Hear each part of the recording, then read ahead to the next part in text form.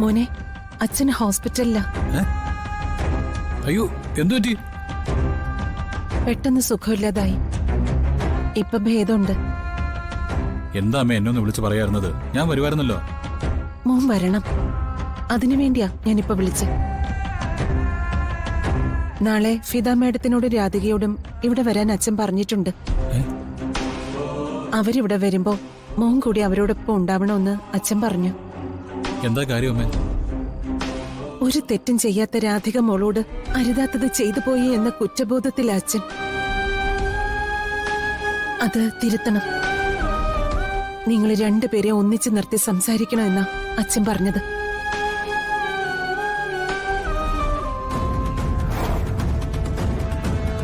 മോൻ വരില്ലേ? ഞാൻ വരാമേ.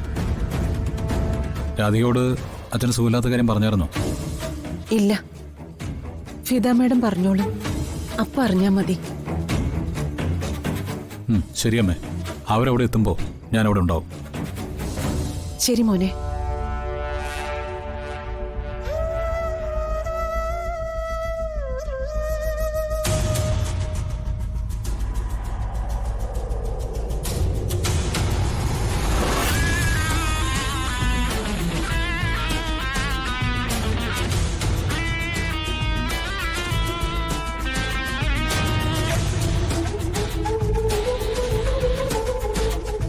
നീ ആരോടാ സംസാരിച്ചോണ്ടിരുന്നേ?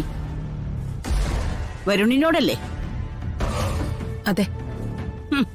നിന്റെ ഭർത്താവ് ഗുരുതരമായ അവസ്ഥയിൽ ഇതിനകത്ത് കിടക്കുക. ആ സമയത്ത് നിനക്ക് വരുണിനെയും രാധികയും ചേർത്ത് വെക്കുന്നതാ വലിയ കാര്യം അല്ലേ യശോദേ? ഞാൻ വരുണിനെ വിളിച്ചത് ദേവേട്ടൻ പറഞ്ഞിട്ടാ. വരുൺ മാത്രമല്ല, രാധികയും വരുന്നുണ്ട്. എന്തിന്? അവളിവിടെ വരാൻ പാടില്ലെന്ന് ഞാൻ പറഞ്ഞതല്ലേ? ദേവേട്ടന്റെ ആഗ്രഹം എനിക്ക് പ്രധാനം. ദേവേട്ടൻ പറഞ്ഞ ഞാനത് ചെയ്യും. അമ്മയായിട്ട് പ്രശ്നങ്ങളൊന്നും ഉണ്ടാക്കാൻ നിൽക്കണ്ട.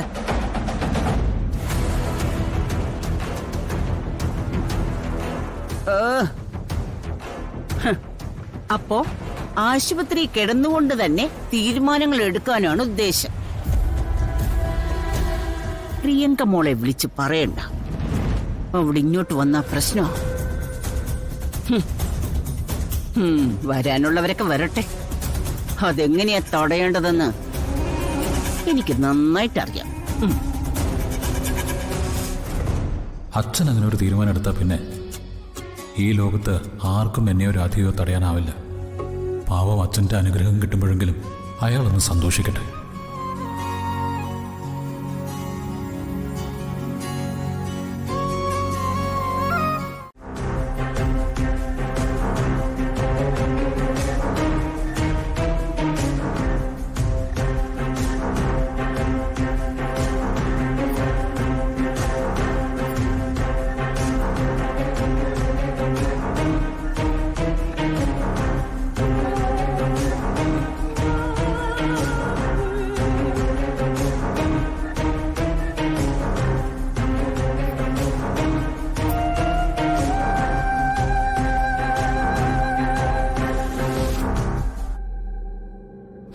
കൊള്ളാം.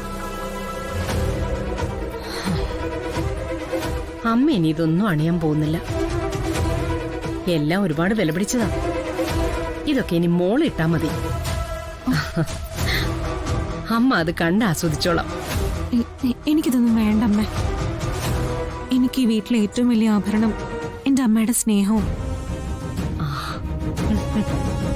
അമ്മ എന്നോട് കാണിക്കുന്ന സ്നേഹത്തിന്റെ 1% വരുൺ എന്നോട് കാണിച്ചിരുന്നെങ്കിൽ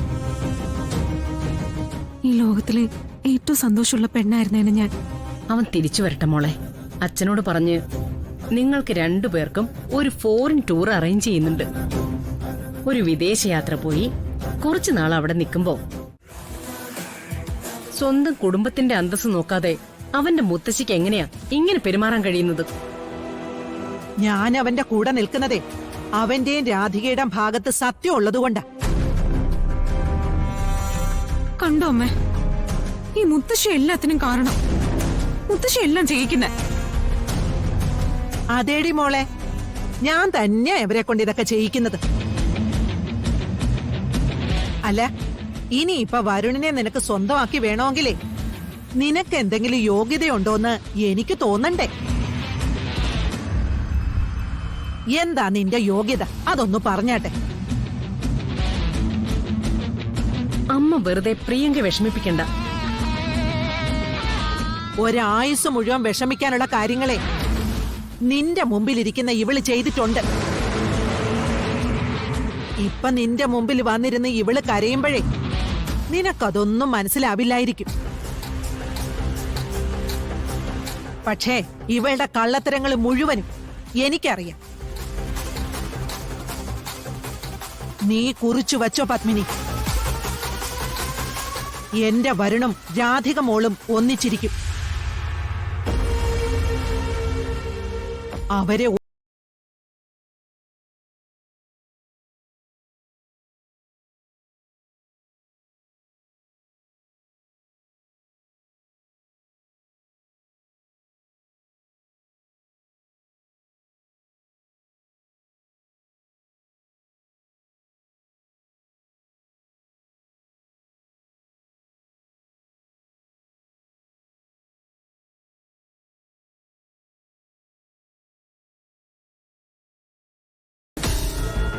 അച്ഛനും അമ്മയും മോളുടെ കൂടെയുണ്ട്.